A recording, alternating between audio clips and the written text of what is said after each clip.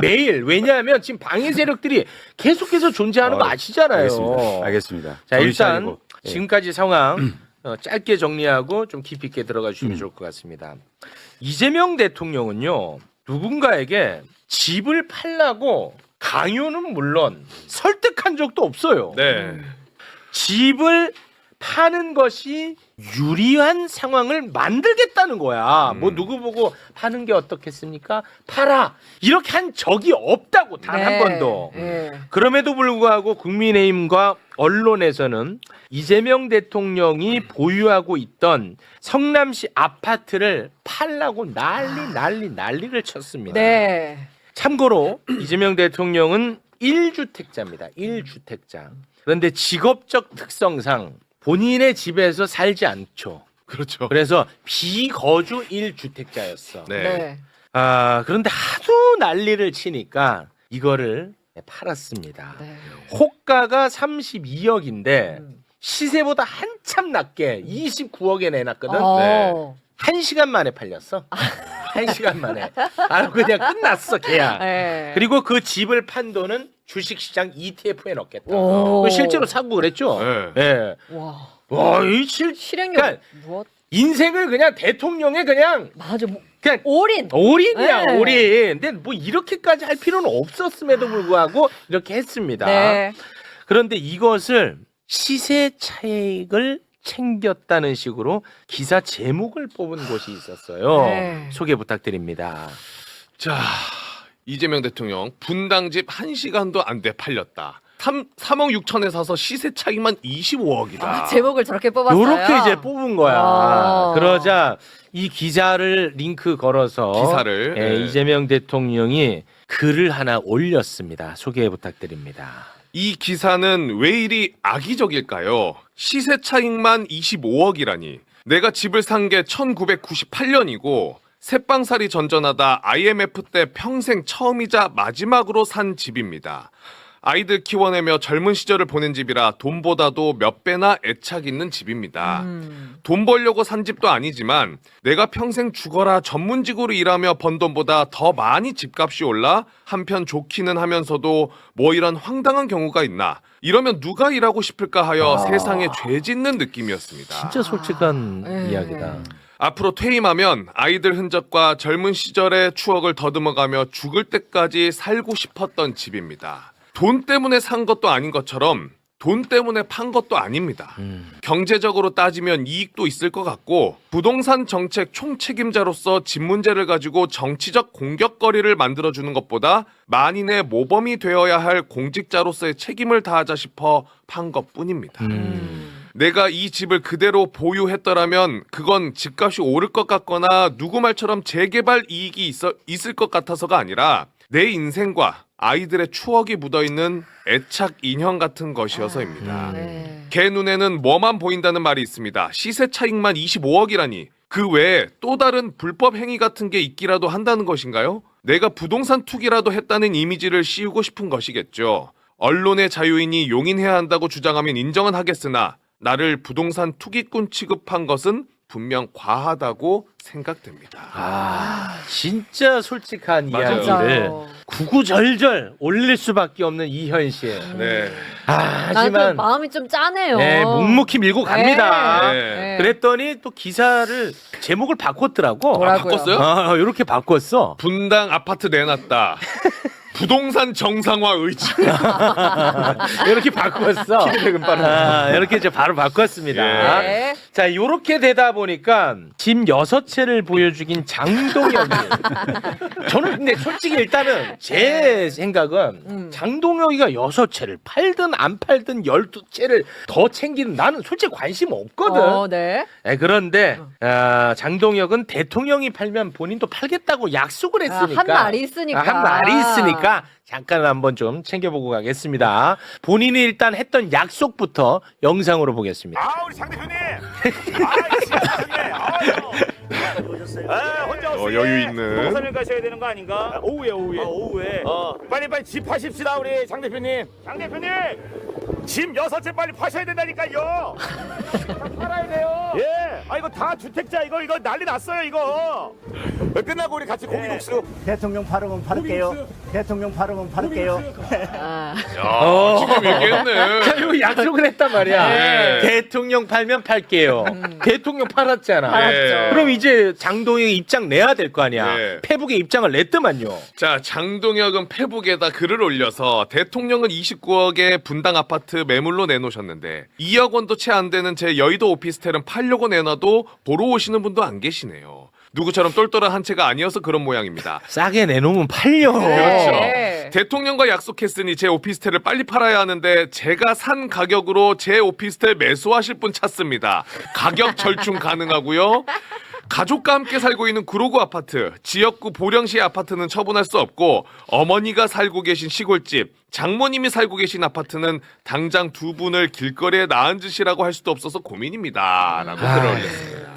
절대 손해는 안 보겠다. 내가 산 가격은 받아야겠다. 아이고. 그냥 알아서 해라. 뭐 나는 솔직히 관심도 없다. 팔든 뭐하든 알아서 해. 어찌됐든 약속 지키지 않는 정치인으로 나는 일단은 기억하도록 하겠습니다. 네. 이런 와중에 정말 심각한 정치인은 따로 있어요.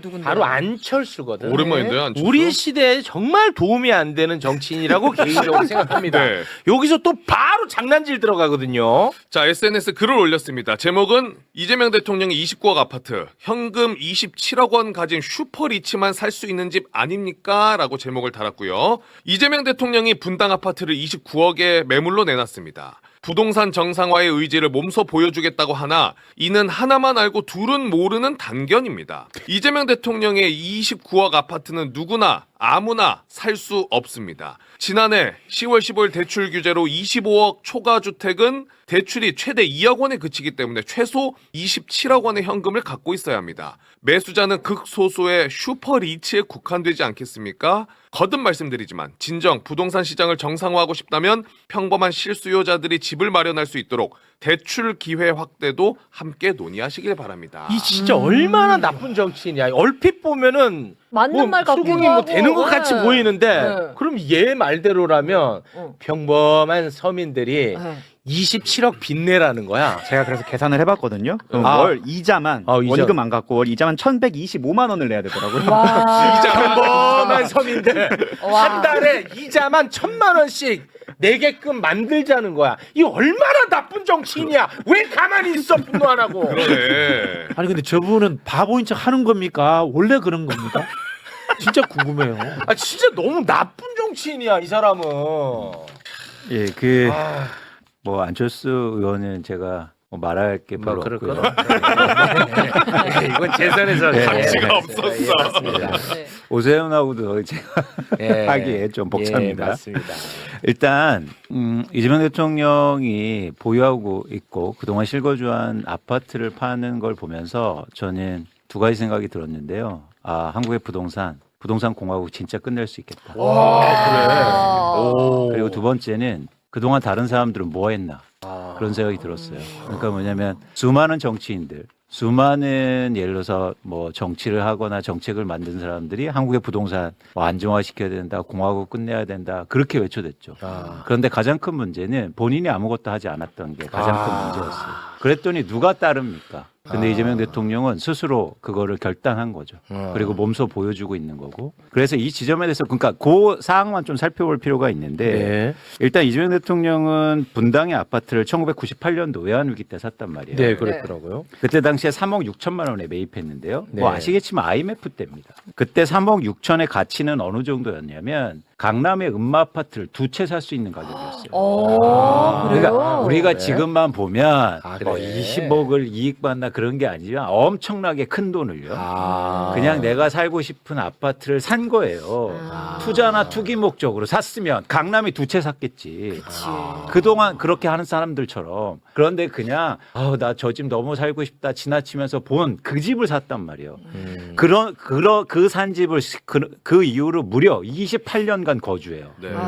수도권에서 자기 집에 28년간 거주한 사람은요 5%밖에 되지 않아요. 전부 다 교육 문제, 자식 잘하면 다 강남으로 이사 가죠. 그리고 돈 벌려면 집 팔아서 또 강남 가죠. 갈아타기하고. 이사 다니죠. 갈아타기 네. 하죠. 다주택자 됐는데 한 번도 그렇지 않고 거의 30년 기간 동안 한 집에 아이들을 길러내고 계속 그 집에 거주했단 말이에요. 놀랍지 않습니까? 네. 사실은 사회 지배층이었잖아요. 변호사고. 네. 그런데 그런 유혹이 컸을 거 아닙니까? 야, 여기 강남 살면 아파트 하면 돈 벌 수 있어. 또 애들 중학교 가는데 강남에 팔학금 보내야 되지 않아? 그런데 한 번도 그러지 않았단 말이에요.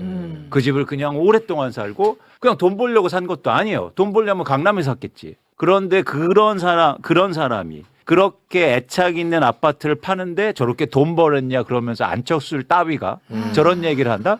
저는 상대할 가치가 없다고 보고 있어요. 차원이 다른 얘기예요. 괜히 상대해서 죄송합니다. 네, 죄송합니다. 아, 내가 너무 열받아가지고 하고 싶었어요. 네. 죄송합니다. 그러니까 말이 안 되는 얘기를 지금 하고 있어서 죄송합니다. 그러니까 저는 사실은 이 얘기를 듣고 저는 너무 감동이었다. 진짜 대한민국. 근데 저는 더 놀라운 게 제가 사실은요 이재명 대통령이 싱가포르 출장 가셨잖아요. 네. 출장 갔잖아요. 그래서 좀 이제는 부동산 이슈가 좀 잠잠해졌거니. 네. 거기 회의도 하고 바쁘지. 그래, 다른 일 할 순방 테니까. 중에. 근데 가자마자 또 X에 글을 내요. 그 부동산을 또 올렸더라고요. 싱가포르에서도. 가자마자. 그리고 또 교민 간담회 하는데 뭐라는 줄 아십니까? 교민들이 집값 너무 올라서 고국 가기가 너무 두렵습니다. 그랬어요? 그렇게 질문을 하니까 이건 몰랐네. 내가 집 때문에 고민 안 하게 해줄 테니까 고국에 다시 돌아오시라. 와, 그랬어? 그러니까 뭐냐면 이건 진짜다. 요건 진짜야. 이건 진짜다. 이거 와. 진짜 대한민국 진짜 좋아지겠구나. 와. 이런 생각이 너무 드는 거예요. 와. 그러니까 저도 요만큼의 의심이 있는 거죠. 혹시나 혹시나 딴 말 할 수도 있겠구나. 뭐 이런 생각을 할 수도 있는데 와 네. 이건 진짜다. 요건 진짜다. 예, 이건 돌이킬 수도 없고 돌이킬 앞으로 수 간다. 없어. 그러면 어쩌면 이런 신뢰가 쌓이면 대한민국의 부동산 시장이 정말로 변할 수 있고 우리 미래를 위해서 진짜로 좋아질 수 있겠다 이런 생각이 드는 거예요. 네. 예. 그러면서 이제 중요한 게 이런 의지가 너무 강력하니까 사실은 시장에 실제로 먹힌다는 거죠. 네. 그래서 지난주에 아주 의미 있는 뉴스가 나왔습니다. 오. 제가 이제 가장 주목해서 보는 거잖아요. 네. 네. 강남 아파트가 떨어져야 된다. 그렇지. 그게 네. 핵심이라고 했죠. 그러니까 왜냐하면 이렇게 계속 밀고 있는데 그게 실제로 시장에 먹히지 않는 단기적으로라도 그러면 추진력이 떨어질 수 있단 말이에요. 당연하죠. 무슨 얘기냐면 자꾸 부동산 정상화 얘기하는데 강남의 집값은 오히려 올라요. 그렇지. 그러면 정책 부작용이야 그렇지. 또 문재인 시즌 2야 이러겠죠. 네. 그런데 지난주에 드디어 강남 아파트 하락이 가격 하락이 시작됐어요. 시작됐어. 1번을 보실래요? 1번 빨리 보여줘. 제발 좀. 진짜 중요해. 주황색이 강남. 예. 예. 그러니까 강남 아파트 가격이 드디어 지난주 통계 자료로 하락을 시작했습니다. 저거는 이제 매매가 딱 된 거죠. 그렇죠. 네. 마치 이렇게 하락하니까 아이고 조금밖에 안 하락했네 또 이런 식으로 해석하는데 네, 네. 아니요. 자산 시장은 추세가 중요한 겁니다. 드디어 하락세로 돌입했다는 게 중요하고 네. 다른 지역 보세요. 다른 지역보다 더 빠르게 하락하잖아요. 사실은 강남의 아파트가 다른 지역보다 이렇게 크게 하락한 적은 역사상 별로 없어요. 오. 그죠? 강남 집값이 누가 빠진다고 생각하겠어요. 그렇지. 그러니까 굉장히 이례적인 현상들이 일어나고 있고 이거는 전형적으로 대통령이 만들어내고 있는 효과입니다. 그러니까 이렇게 시장에 실제로 변화가 있다는 건 뭐냐면 이제 정책의 추동력, 추진력이 굉장히 높아질 수 있다는 거예요. 자신감을 얻었죠. 제가 볼 때는 이재명 대통령이 진짜 자신감을 이게 얻는 것 같아요. 이걸 보는 순간. 그러니까 막 솔직히 좀 자랑도 하고 싶어. 네. 마음이 좀 드는 거죠. 네. 그런 게 너무 좋다.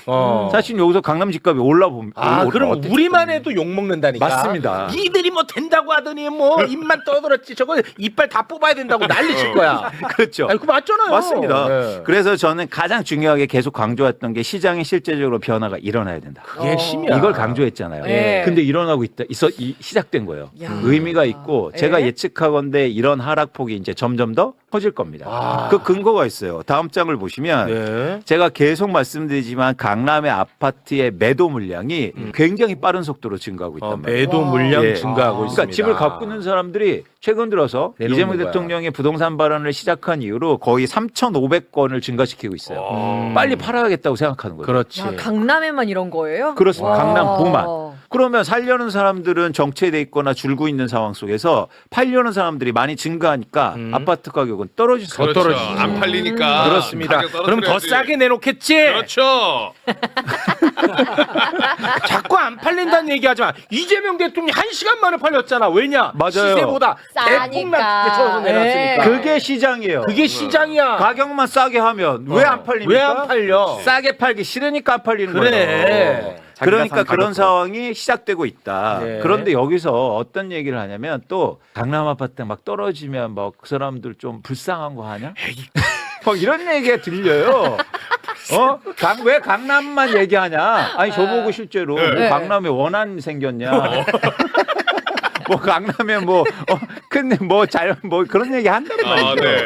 근데 우리가 강남의 부동산 시장, 강남 아파트 가격을 얘기하는 명확한 이유가 있어요. 네. 그건 뭐냐면 세 번째 보여주세요. 세 번째. 강남이 수도권, 그렇지. 서울의 다른 지역, 그리고 영향을 전국의 주잖아. 우리나라 부동산의 정상화 그리고 안정화를 가장 방해하기 때문에. 그렇습니다. 그래서 강남 아파트가 안정되고 강남 아파트 가격이 하락해야 된다는 거죠. 네. 그런데 여러분들이 꼭 아셔야 될 거가 있어요. 강남 아파트가 그럼 얼마큼 빠져야 되느냐 이런 측면뿐만 아니라 네. 강남 아파트는 과연 얼마나 올랐을까?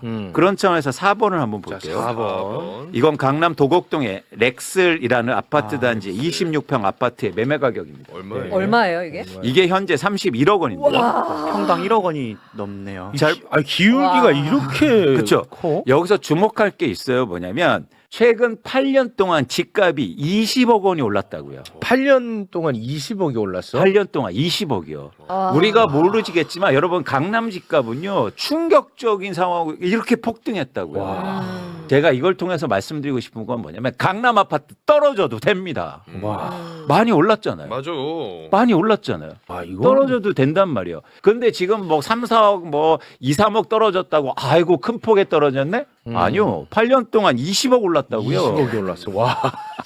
진짜 많이 올랐다. 와, 뭐 이렇게까지 올라? 놀랍지만 20억을 벌 수 있는 직종이 있을까요? 와, 아니 근데 어떻게 그러니까 이렇게 놀랍지 않습니까? 이렇기 때문에 모두 다 강남만 사고 싶었고 강남처럼 되고 싶었던 거예요. 아. 이게 한국의 부동산의 문제를 만든 가장 근원적인 문제였던 거예요. 아. 그렇기 때문에 강남의 아파트를 우리가 얘기하는 거고 이런 지역이 예를 들어서 투자로 훨씬 더 많이 보유하고 있고 집값이 많이 올랐다는 거예요. 예. 그런데 생각해 보세요. 지금 일단 이재명 대통령이 이 양도세 중과를 그러니까 하겠다는 거 아닙니까? 그렇습니다. 다주택자에 대해서 얼마나 내는지 한번 볼게요. 예를 들어서 한번 계산해 봤는데 이 아파트를 현재 판다고 할게요. 2017년도에 매수한 뒤에 그다음에 양도 차익이 20억 생기지 않았습니까? 20억 챙겼죠. 20억 생겼죠.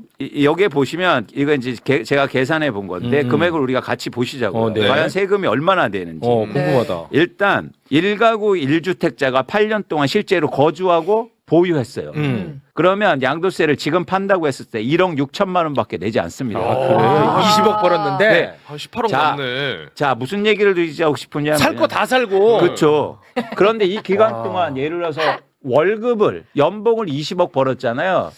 세금을 그럼 과연 얼마나 냈을까요? 네네. 9억 정도 내야 될 거예요. 그렇습니다. 아니 우리나라는 너무 노동의 가치를 저평가해. 그러니까 부동산만 돈으로 보면요. 이건 그냥 뭐 세금도 안 내고 그냥 자기가 살면서 돈 벌던 시대였어요. 그동안 아니 최근 본인이 10년간. 살 거 다 살고. 네. 벌거 어마어마하게 진짜 이거 벌고. 너무 심하다 불공정이. 이거 불공정이야. 그렇죠. 이게 정상화. 이따도 다시 말씀드리겠지만 그러면 그렇다고 쳐요. 내가 그냥 샀어. 거주하려고. 그래서 집값이 오른 거니까. 근데 두 번째 볼게요. 예를 들면 1가구 2주택자가 2년 보유하고 8년 동안 보유만 했어요. 이해하시죠? 2년 거주하고 거주한 8년 다음에 보유. 나는 오케이. 다른 데 이사 가서 전세로 살았어. 오케이. 이 집은 거주하고 있어. 지금 팔잖아요. 그래도 세금은 2억 9천밖에 안 냅니다.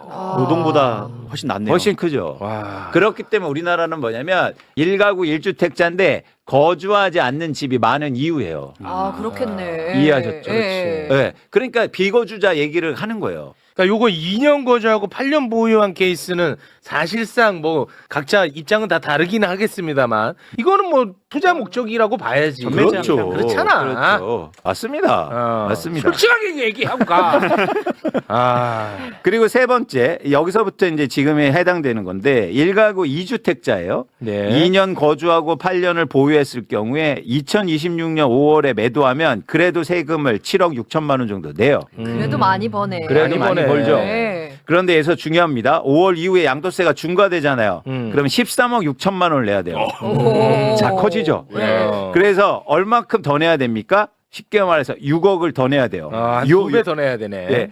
그래서 예를 들어서 2억, 3억 싸게 하는 거는 그래도 돈 남는 거예요. 남는 거야. 이해하셨죠? 그렇지. 네. 최소한 제가 볼 때 5억 싸게 내놔요. 5억 싸게 내놔야 돼. 그러니까 이제 강남 아파트 값이 한 5, 6억 정도 떨어진다고 말겠네. 그러면 어떻게 되냐면 제가 계산하잖아요. 그래서 20% 하락해야 된다. 20%네, 그게. 네. 그래야 제가 볼 때 이거는 공정하다. 그래서 20% 전 떨어지면 사실은 오히려 돈 버는 거다. 그거. 네. 그런 얘기를 계속 드리는 겁니다. 오케이, 이제 정확하게 알겠습니다. 그렇죠.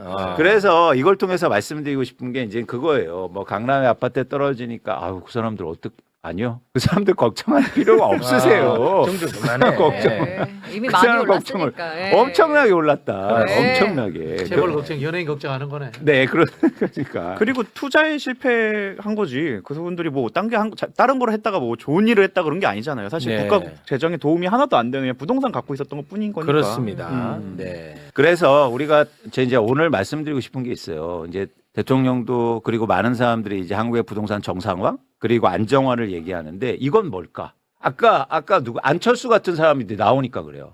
그래서 안철수가 나와서 부동산 안정은 무주택자가 집을 살 수 있게 해주는 거지. 이런 순간 갑자기 혼란스럽단 말이에요. 맞아. 그러면 대출 많이 해주는 게 안정화 아닐까? 27억 대출. 그렇죠.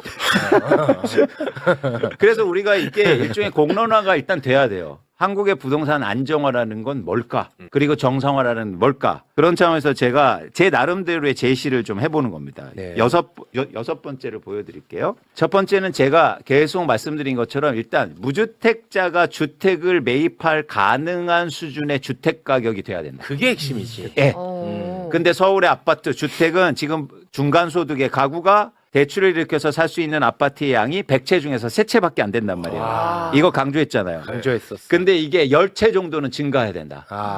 그러려면 집값이 최소한 20%에서 30%는 떨어져야 돼요. 최소한. 그리고 특히 많이 오른 지역이. 그래야 무주택자의 중간 가구가 대출 받아서 그래도 희망을 갖고 내 집 마련을 할 수 있는 상황으로 진입하게 됩니다. 그렇지. 이거예요. 네. 그래서 부동산 정상화는 첫 번째보다 집값이 떨어져야 된다는 얘기예요. 값이 떨어져야 돼. 이거 명확하게 하고 가자고요. 네. 두 번째는 정상화는 뭐냐? 부동산 가격 상승에 따라서 엄청나게 아까 말씀드린 거 불로소득이 있잖아요. 네. 이 불로소득을 억제해야 되는 게 바로 정상화다. 불로소득. 그러니까 8년 동안 20억 원을 벌었는데 뭐 집 잘 투자했으면 2억 원 세금밖에 안 되고 뭐 그래요. 이건 아니죠. 그건 안 돼. 그래서 세금의 정상화를 통해서 불로소득을 최대한 억제할 수 있는 방향이 바로 정상화로 전 생각하는 거죠. 네. 그리고 세 번째는 아파트 대출이라든가 청약, 공급, 세금이 전반적으로 공정해야 된다. 그렇지. 예. 요거는 중요해. 이거는 이제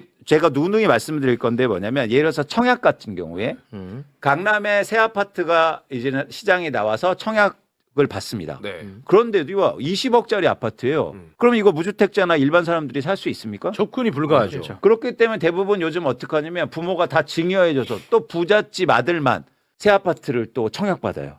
강남 청약은 그렇죠. 과연 이게 공정하냐는 거예요. 예.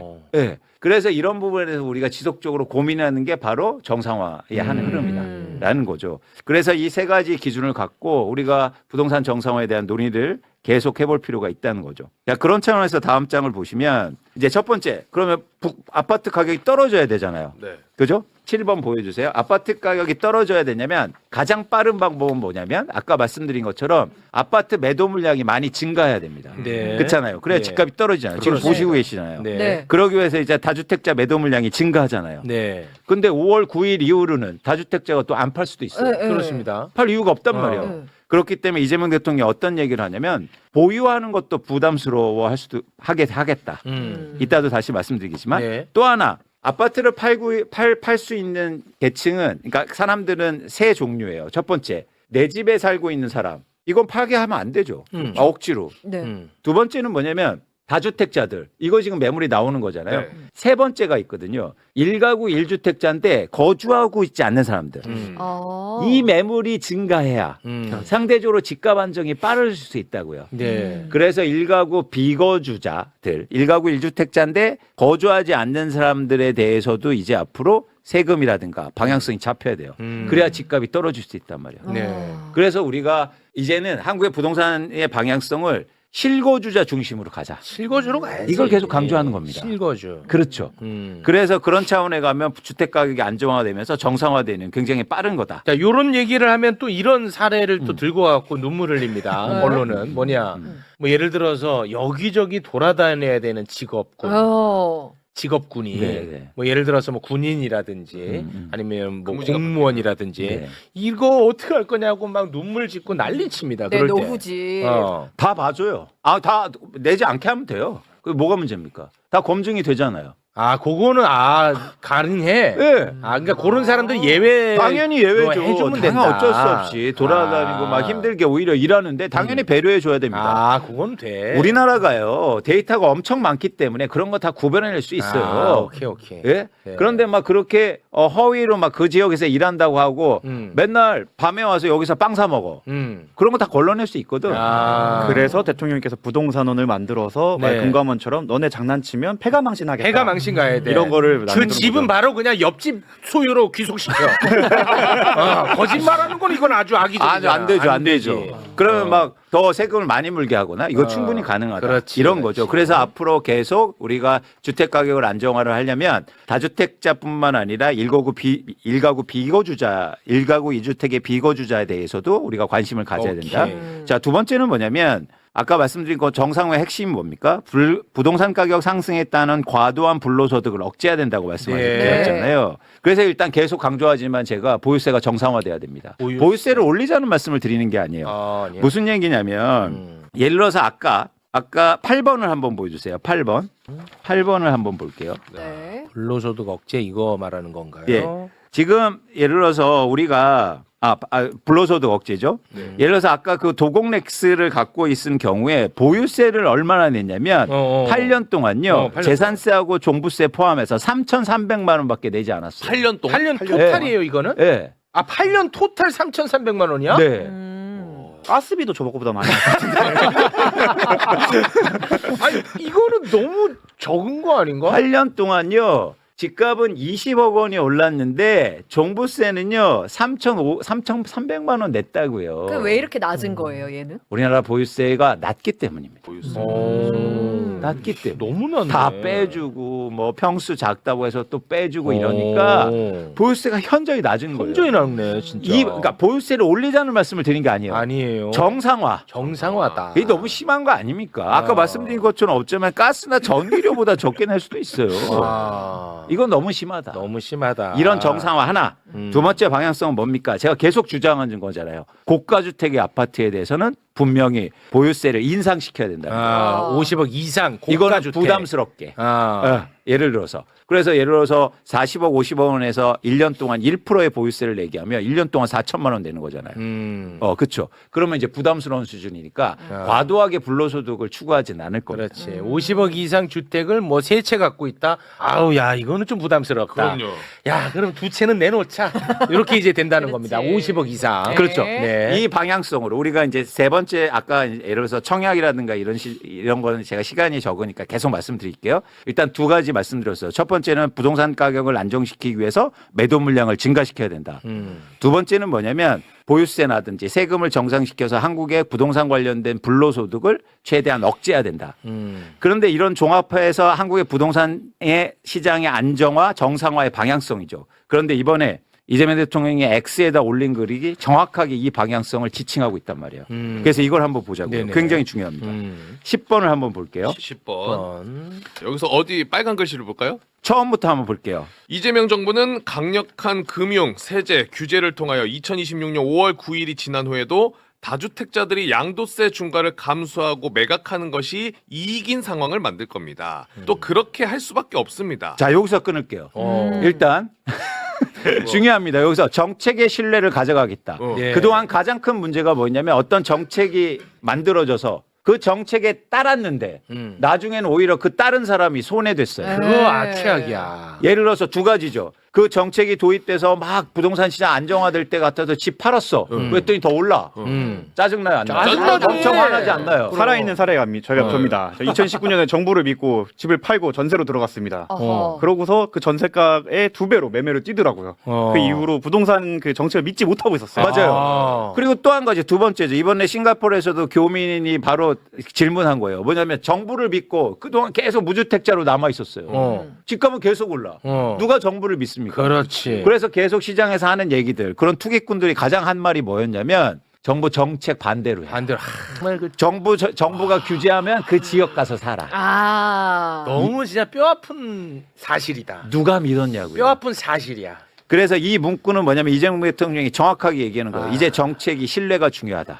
그래서 오히려 정책을 믿고 따라한 사람들이 유리하도록 나는 만들겠다라는 거예요. 자, 두 번째 문장이 되게 중요합니다. 정책 수단을 총동원해 다주택자는 물론 주거용 아닌 투기용 1주택자도 보유보다 매각이 유리한 상황을 만들 겁니다. 초고가 주택은 선진국 수도 수준에 상응하는 부담과 규제를 안게 될 것입니다. 정확하게 얘기합니다.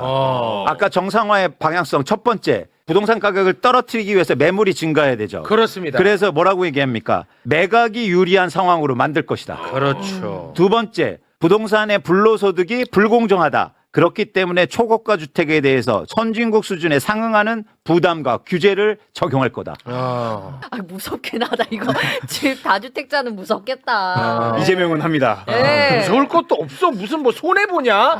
손해 보는 것도 아니야. 덜 이득 보는 거야. 맞습니다. 무서울 것도 없어. 뭐가 무서워? 그쵸. 얘는 맨날 다주택자 걱정해요. 잠을 못 자요 얘는.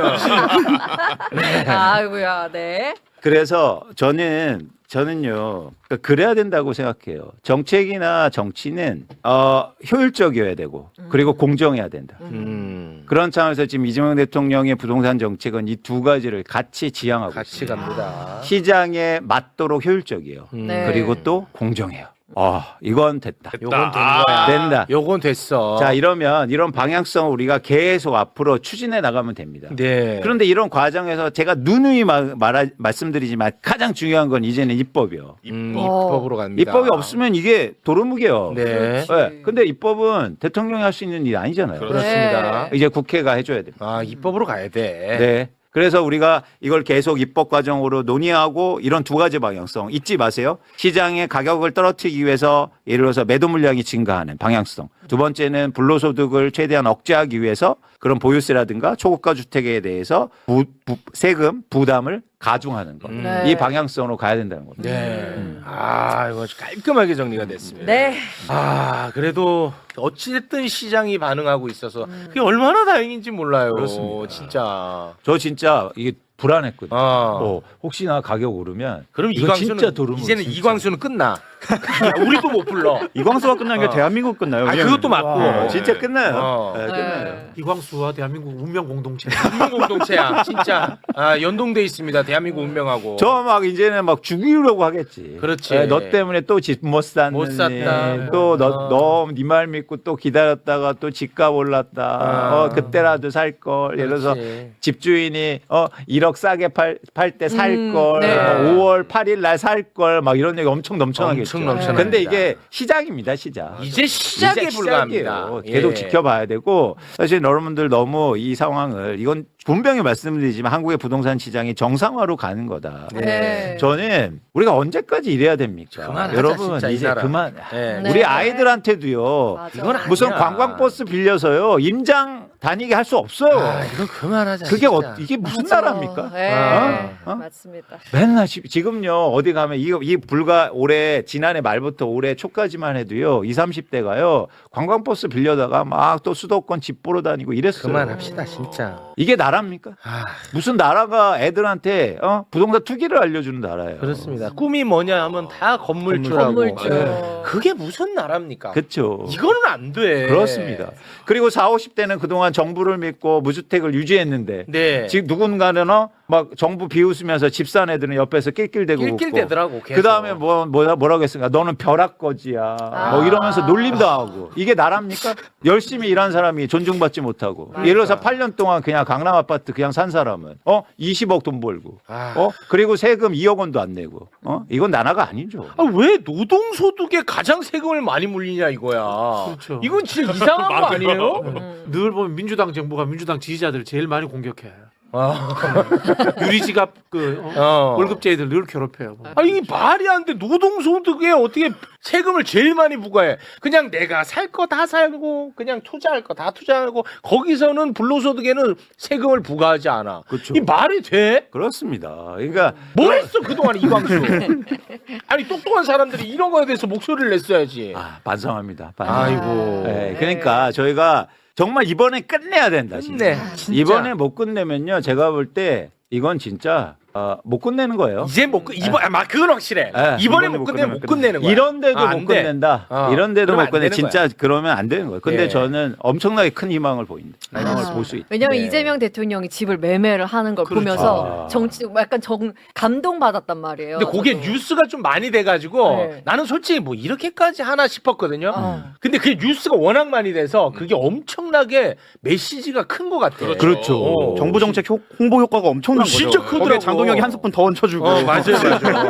그래서 이렇게 사람들도 얘기한 거잖아요. 대통령도 팔았대. 네. 그렇죠. 예? 근데 왜 안 자, 파냐 혹은 왜 안 사냐 네. 뭐 이런 말이 안 그 되는 정도로 거죠. 정리하고 장동혁이 왜냐하면 진짜 팔아라. 예, 지금 이제 미국, 이스라엘, 이란으로 가야 되는데 한 말씀만 더 드릴게요. 중요한 거다. 출연자 지금 화나고 있습니다. 아니 그러니까 이란 때문에 주식시장 걱정을 사람들이 걱정 많이 해. 하시잖아요. 내일이 안 왔으면 좋겠어. 예, 그런데 지금 일본 니케이 지수가 1.6% 정도 하락하고 있어서 근데 크게 큰 폭의 영향은 덜 받을 거다는 일단 전망을 하고 되게 좋은 소식은 뭐냐면 네네. 2월 한 달간 반도체 우리 수출이요 무려 20% 이상 증가했어요. 그래서 23% 증가했는데 네. 지금 반도체 주가가 올라서 한국의 주식시장이 좋은 것도 있지 않습니까? 네. 그래서 네. 너무 큰 걱정하지 마시고 네. 심지어 지금 일본의 반도체 주가는 오히려 오늘 오르고 있습니다. 그래서 많은 분들이 너무 걱정하지 마시라. 걱정하네. 그리고 이재명 대통령도 또 얘기합니다. 너무 걱정하지 마시라. 한국의 주식시장 괜찮다. 네, 알겠습니다. 그러나 이제 전쟁은 빨리 막아야 돼요. 그건 맞습니다. 예, 그건 그래서 맞습니다. 네. 관련 이야기 전문가 모시고 이야기를 나눠보겠습니다. 우리 정구승 변호사님 오랜 시간 감사하고요. 박진영 교수님 감사하고요.